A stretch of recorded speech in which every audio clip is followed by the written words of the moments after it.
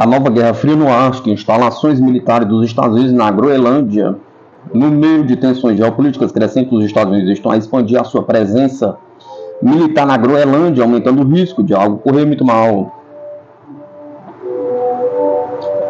Na primavera de 1953, quando Regina Christiansen tinha 14 anos, ela e a sua família foram forçados a deixar sua aldeia de Yunanaki, no noroeste da Groenlândia, centenas de quilômetros acima do Círculo Polar Ártico, a pedido das autoridades dinamarquesas que lhes prometeram novas casas. Foram-lhes concedidos apenas alguns dias para recolher os seus pertences.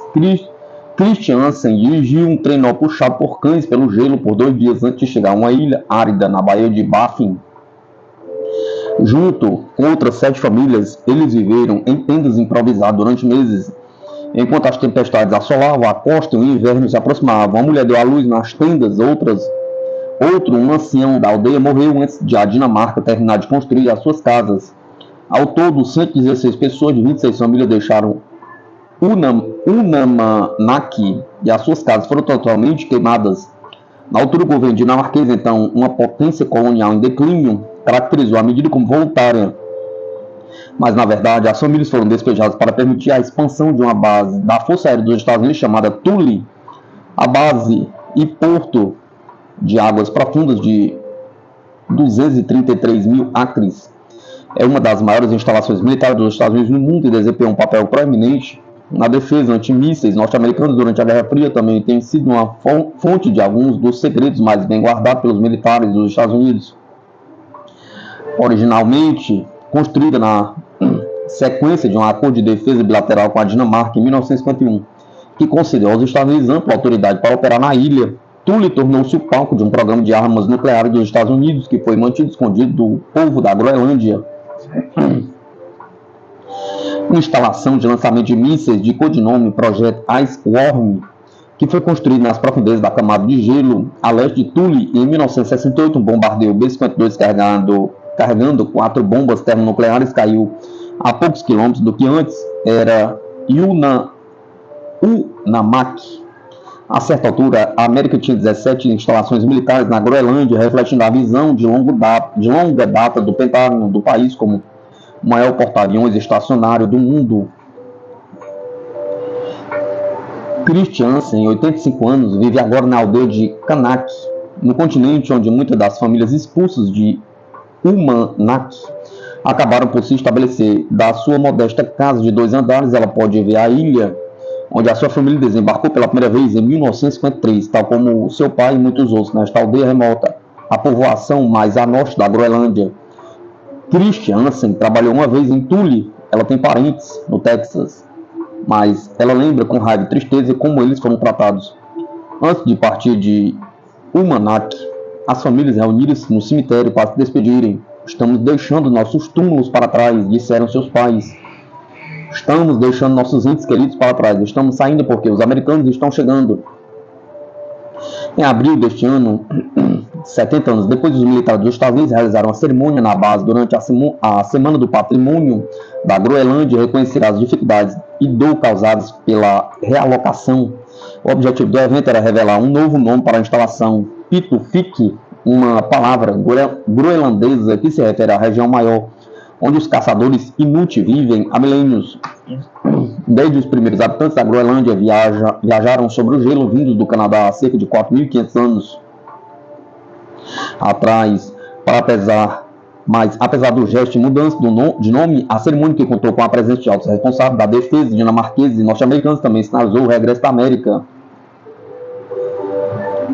Ao longo dos últimos 15 anos, tem estado em curso uma corrida silenciosa entre as superpotências mundiais para ganhar o controle sobre o Ártico. Com os Estados Unidos, a Rússia e a China competirem pelo domínio numa região com enorme valor estratégico e econômico. Em 2019, o presidente Donald Trump foi amplamente ridicularizado por se oferecer para comprar a Groenlândia, que ainda é um território dinamarquês, mas a sua candidatura desajeitada e as manchetes que gerou alinharam-se com décadas de pensamento de que a Groenlândia é essencialmente um imobiliário europeu ou uma extensão da América do Norte. Embora a oferta de Trump tenha sido rejeitada, seguiram-se vários esforços nos bastidores para exercer influência dos Estados Unidos. Algumas foram medidas de poder brando para reforçar a economia da Groenlândia através de investimentos no comércio, turismo e mineração. Desde 2019, o Departamento do Estado tem trabalhado com o governo da Groenlândia para pesquisar a camada sul da ilha rica em recursos e racionalizar o seu sistema regulatório de licenciamento.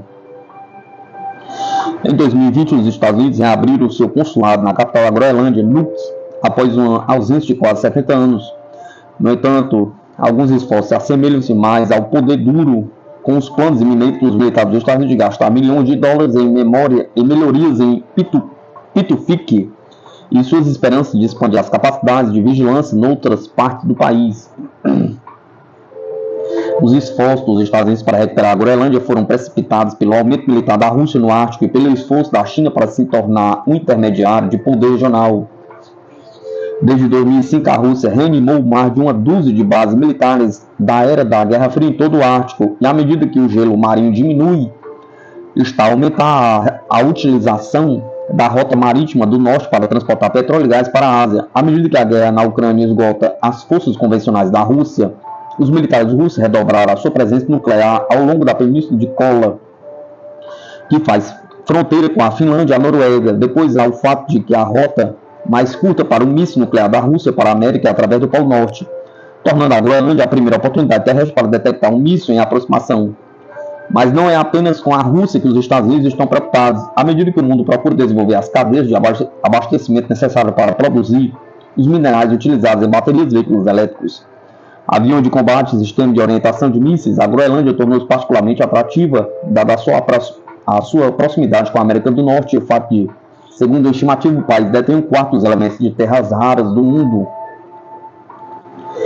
A China, que atualmente domina o mercado de terras raras, declarou-se um estado próximo do Ártico em 2018, sinalizando a sua intenção de expandir o seu alcance na Groenlândia através de investimentos em mineração e infraestruturas, mas os Estados Unidos têm trabalhado arduamente para manter a China fora. Depois de uma oferta estatal chinesa de 3 novos aeroportos na Groenlândia em 2018, o secretário de Defesa James Mattis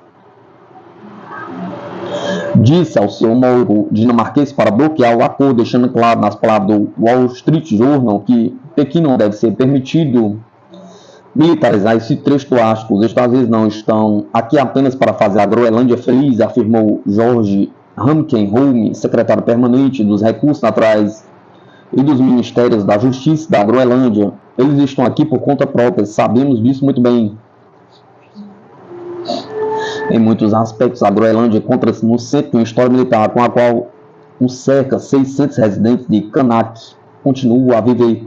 No início deste ano, um relator especial das Nações Unidas visitou a Groenlândia para descrever as ameaças que a população indígena enfrenta.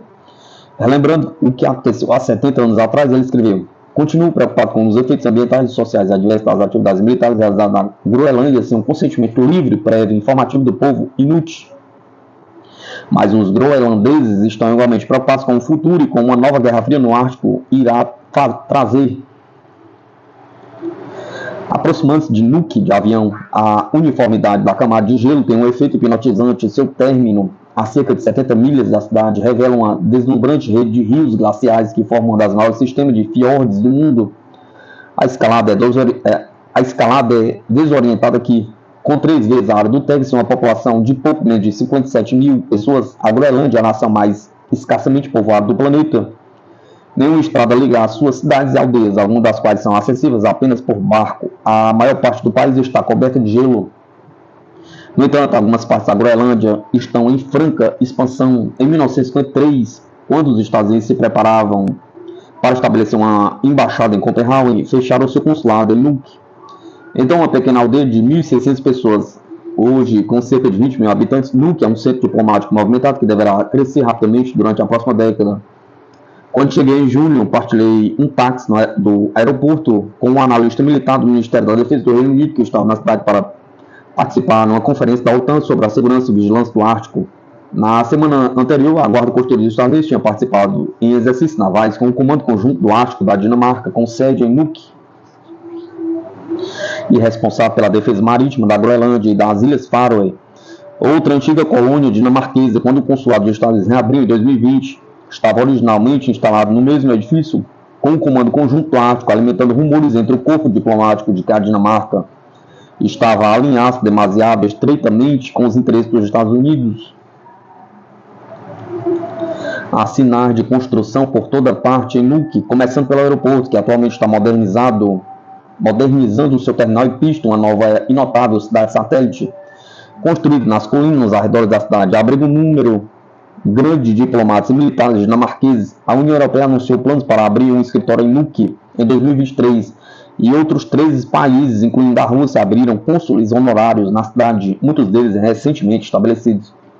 Não é por acaso que o nosso interesse renovado na segurança econômica da Groenlândia coincide com a reabertura de nossa presença diplomática em Nuuk e com o desejo renovado de nossos militares de operar de forma mais rotineira a partir do norte da Groenlândia, afirma Joshua Thales, especialista em segurança marítima com a Center for Naval Analysis, um centro de pesquisa de marinha financiado pelo governo federal. Essas coisas estão diretamente relacionadas umas com as outras. Embora a Groenlândia continue a fazer parte da Dinamarca, tem hoje muito mais autonomia do que tinha durante o auge da Guerra Fria, em 1979. A maioria da população inútil da Groenlândia votou a favor do governo interno, estabelecendo um sistema parlamentar e ganhando controle sobre os assuntos internos, incluindo inicialmente a educação e o ambiente, e mais tarde também os recursos naturais. Em 2004, o Acordo de Defesa dos Estados Unidos e Dinamarca foi atualizado para fornecer garantias de que a Groenlândia seria incluída nas discussões sobre a política militar dos Estados Unidos no país. Mas a Dinamarca, que fornece mais da metade do orçamento da Groenlândia, mantém o controle de segurança da política externa. Para Sala Osvig, ex-membro do parlamento dinamarquês groenlandês e atual presidente do Conselho Círculo Polar Inuit, uma organização internacional sem fim lucrativo que defende os direitos indígenas. Os objetivos dos Estados Unidos na Groenlândia são óbvios. Seus militares querem manter o acesso aos territórios existentes dos Estados Unidos e da Dinamarca. Bases militares, enquanto o seu governo quer as riquezas minerais da Groenlândia. Há um interesse claro para os Estados Unidos, que é partilhado por outros membros da OTAN, afirma Osvig, que existe uma ilha enorme com muitos recursos que está geopoliticamente em um local muito importante, e todos ao redor da mesa sabem disso, incluindo a Groenlândia. O recente renascimento da presença militar no Ártico pela Rússia é parte da razão pela qual a base de Pitufik é, mais uma vez, uma prioridade dos Estados Unidos. Um alto funcionário da base disse recentemente ao Inside Climate News que a instalação do radar de Pitufik cobre toda a Rússia e desempenha um papel importante nas atuais operações dos Estados Unidos, dado o estado elevado das coisas decorrentes da guerra na Ucrânia. Após décadas de negligência comparativa, os Estados Unidos planeiam gastar $3,95 milhões em manutenção e atualização da base até 2034. Mas há indício de que os Estados Unidos têm planos mais ambiciosos. Em janeiro, a Força Aérea deslocou caças F-35 do Alasca para Pitufik pela primeira vez, como parte de um exercício militar conjunto dos Estados Unidos e Canadá. No fim de julho, o Corpo de Engenheiros do Exército dos Estados Unidos anunciou que estava procurando empreiteiros capazes de construir novas pistas, instalações e abastecimento de aeronaves e armazenamento de munições na base, reforma estimada em quase 99 milhões. Os militares têm sido discretos sobre esses desenvolvimentos, questionando se há planos para expandir a base. O porta-voz do Comando de Operações Especiais respondeu: não podemos especular sobre a futura presença militar na base espacial Pitufik. O Corpo do Exército não respondeu a vários pedidos de comentários, mas entre os analistas militares é bem sábio que os Estados Unidos gostariam de reforçar as suas capacidades de vigilância na Groenlândia, especialmente ao longo do flanco oriental menos desenvolvido do país, melhorando a capacidade dos Estados Unidos da OTAN para monitorizar os estreitos através dos quais os submarinos nucleares russos devem passar para alcançar o Atlântico Norte.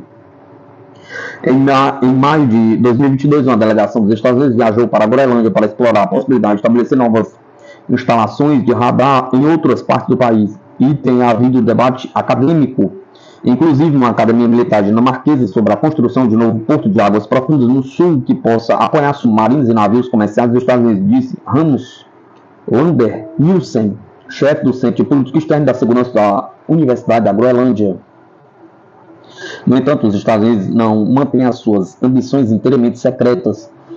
Este verão, o submarino nuclear dos Estados Unidos fez uma visita ao porto de Tórshavn, nas Ilhas Faroé, algo que a Dinamarca não permitiu durante a Guerra Fria, após uma visita semelhante à Islândia em abril.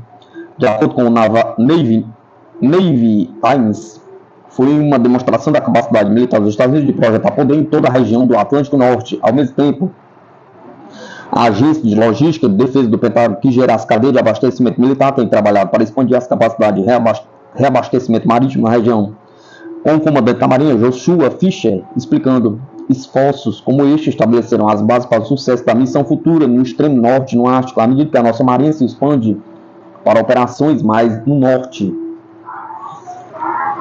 Desde 2020, os Estados Unidos também começaram a enviar bombardeiros em missões perto da península de Kola, onde está baseada a maior frota de submarinos com armas nucleares da Rússia. É um sinal claro de que os Estados Unidos estão preparados para atacar as principais instalações militares da Rússia, disse Michel Clare, professor de estudos de paz e segurança mundial da Five College Consortium em Massachusetts, que escreveu extensivamente sobre a atividade militar dos Estados Unidos em todo o mundo.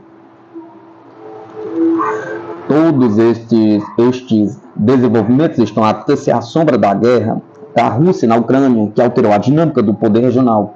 Desde o início da guerra, o Conselho do Ártico, o principal fórum diplomático na região, suspendeu quase todo o envolvimento com a Rússia.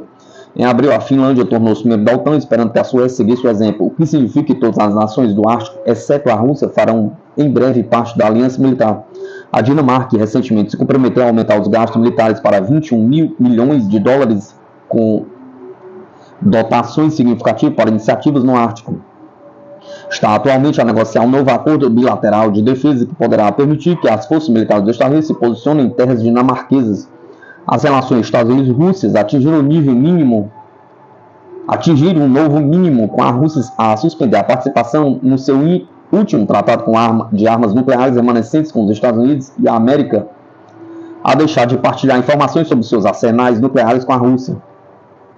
E no início de outubro, uma análise de imagens satélites feita pelo New York Times sugeriu que a Rússia pode estar a preparar-se para retomar os testes de um novo míssil nuclear no Ártico, que alguns apelidaram de Chernobyl voador.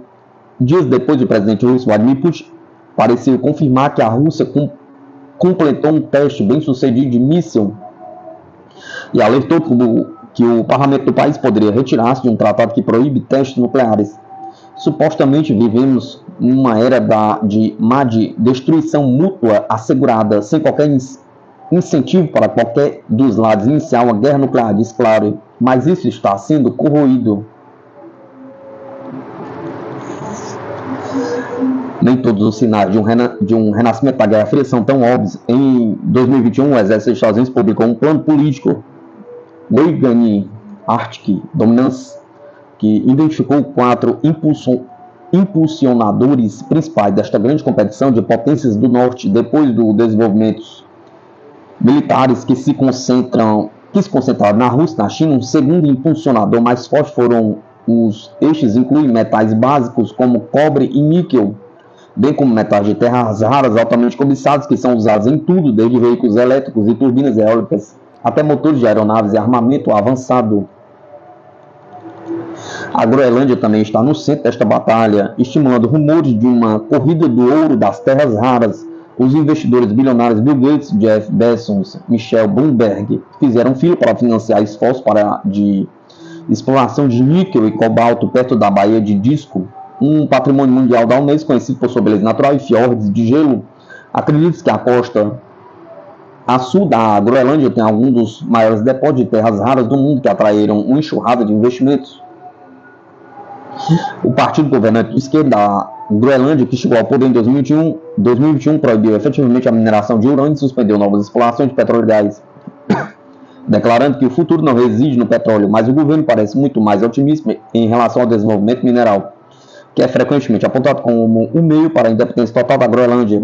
Na reunião da Associação de Prospectores e Desenvolvedores do Canadá, de março, em Toronto, o então ministro de Recursos Minerais e Justiça da Groenlândia, Akalauq B. Egede, repetiu várias vezes. O encontro anual, anunciado como principal convenção de exploração mineral e mineração no mundo, contou com um Dia da Groenlândia apresentado por Kupanuk Osling, o autodenominado maior influenciador da Groenlândia, que também é, no país, diretor da mineradora australiana Ironbark Zinc Limited. No discurso de abertura de ESD, ele destacou que a Groenlândia possui 22 dos 50 minerais críticos que o Serviço Geológico dos Estados Unidos identificou como essenciais para a economia e a segurança dos Estados Unidos. Os Estados Unidos parecem bem conscientes, desde 2021, por meio de uma contrato de 3 milhões de dólares com a empresa de consultoria Deloitte, o Departamento de Estado dos Estados Unidos tem aconselhado discretamente o Ministério de Recursos Minerais da Groenlândia sobre governança do setor de recursos e capacitação. Uma fonte que trabalhou no contrato, mas não foi autorizada a falar oficialmente, disse que o foco tem sido a catalogação de dados com interesses substanciais no potencial de terras raras. O Departamento de Estado recusou-se em diversas ocasiões a disponibilizar alguém para essa história e argumenta até me seguiu no estrangeiro. Antes de viajar para Nuuk, Toronto, pedi entrevistas ao Departamento de Estado, até mesmo e-mail negando minha solicitação foi marcado como off the record e na conferência PDAC, um membro da delegação groenlandesa disse que o Departamento de Estado os tinha avisado que estaria lá.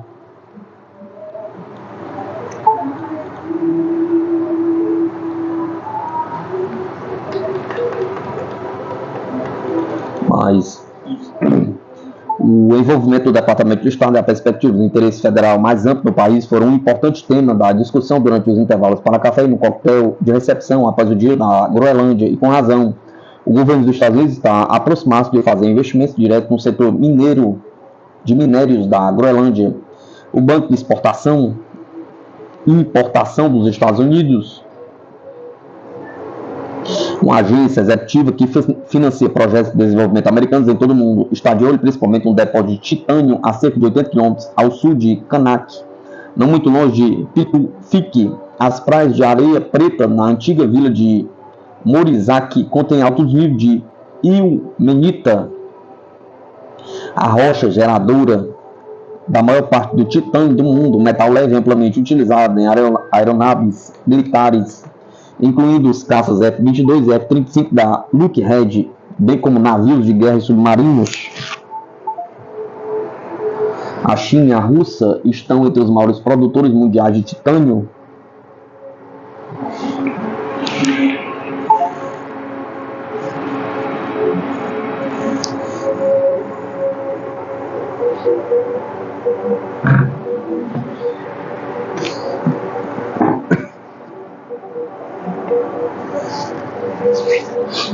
A China e a Rússia estão entre os maiores produtores mundiais de titânio refinado, controlando cerca de 70% do mercado, um desequilíbrio que os Estados Unidos sentem profundamente. Um recente artigo de opinião do jornal militar dos Estados Unidos, Star and Strips, lamentou: o titânio é a próxima batalha da Guerra Fria, os Estados Unidos já estão perdendo. Em 2021, o Export-Import Bank emitiu uma carta de intenções à Blue Jay Mining, empresa britânica que busca desenvolver depósitos de titânio, afirmando que estava considerando investir 208 milhões num projeto. Em junho de 2022, o presidente do banco reuniu-se com o primeiro-ministro da Groenlândia, Mut Ejdi, em Washington, durante uma visita onde Ejdi também se encontrou com o vice-secretário de Estado dos Estados Unidos.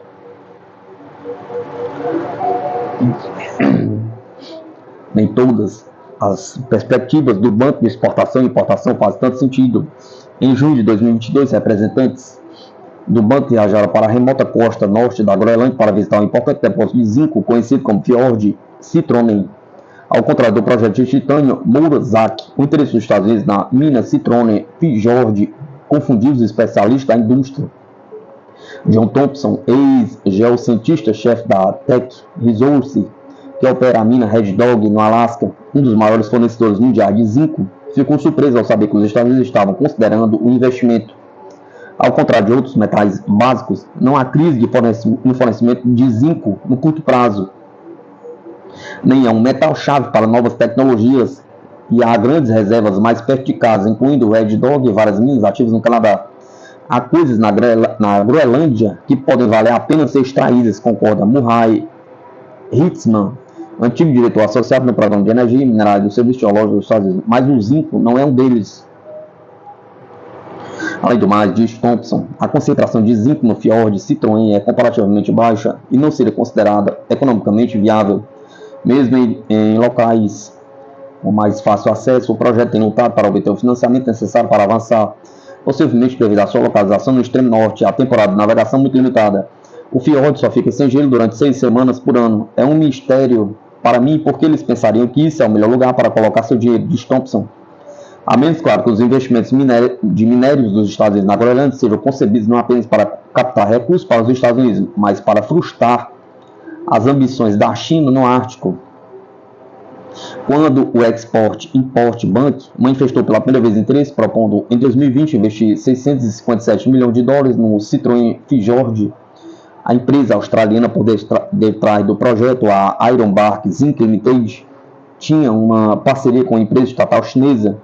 Se aprovado, o investimento do Banco de Exportações e Importações virá de uma nova iniciativa de 27 mil milhões de dólares, conhecidos como Programa de Exportações da China e Transformacionais, mandatada pelo Congresso em 2019. O programa foi claramente concebido para competir com a iniciativa Cinturão e Rota da China, um enorme projeto de infraestruturas globais que procura expandir a influência da China em todo o mundo. O projeto Citroën Fjord da Aerobark foi o primeiro a se qualificar no novo programa dos Estados Unidos. Tem sido cada vez mais claro e cada vez mais público que os Estados Unidos não querem qualquer investimento chinês, nenhuma infraestrutura chinesa na Groenlândia, afirmou Ulrich Pramgard, investidor sênior do Instituto Dinamarquês de Estudos Internacionais de Copenhague. Fim da história. O Ironbark e o Export-Import Bank se recusaram a comentar essa história.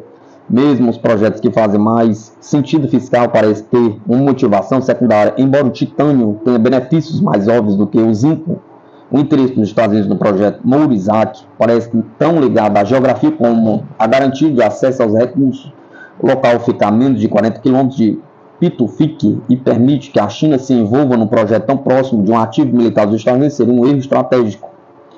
Quando estou na praia no projeto de Ilmita Dunas, disse o CEO Blue Jay Ning, posso ver a instalação de radar de Thule.